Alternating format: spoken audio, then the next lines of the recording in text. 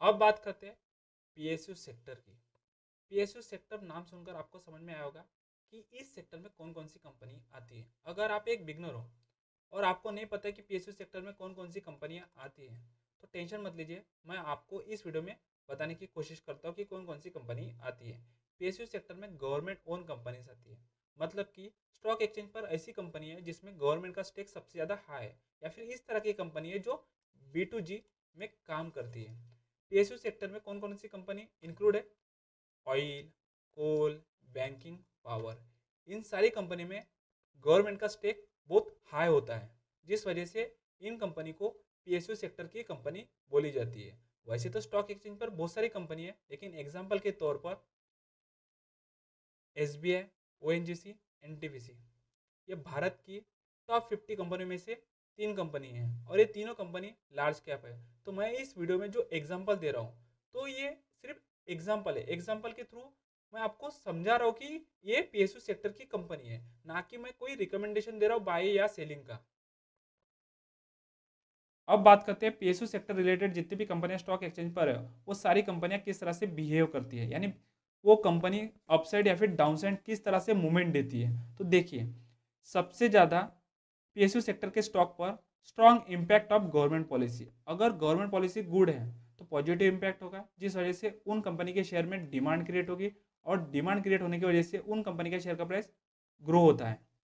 उसी तरह अगर गवर्नमेंट पॉलिसी बैड है, यानी नेगेटिव इम्पैक्ट होगा।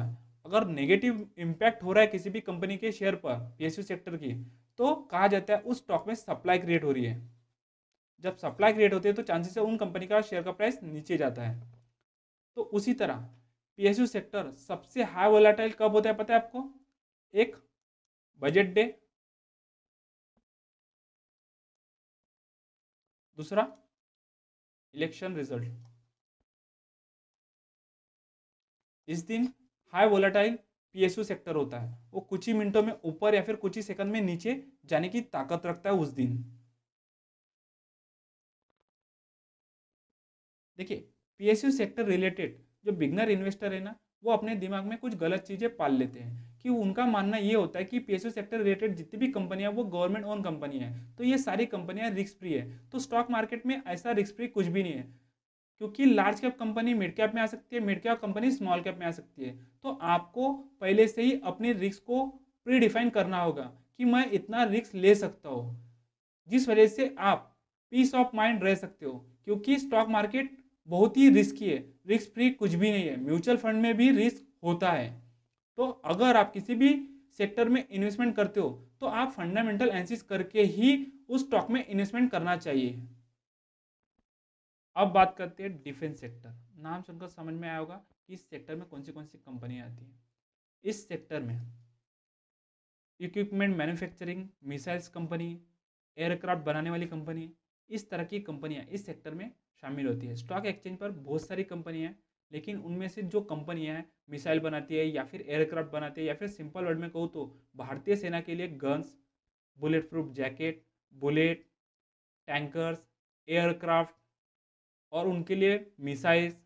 तो ये जो चीज़ें जो कंपनी बनाती है, उन सारी कंपनी को एक ग्रुप में डाला जाता है, और उस ग्रुप को ही डिफेंस सेक्टर बोला जाता है। और डिफेंस सेक्टर को रिप्रेजेंट करने के लिए निफ्टी इंडिया डिफेंस इस तरह का इंडेक्स बनाया गया है।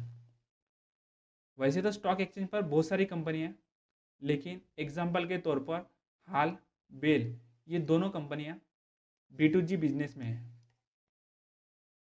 हाल और बेल ये लार्ज कैप कंपनी है, और भारत की टॉप 50 कंपनियों में से 2 कंपनी है।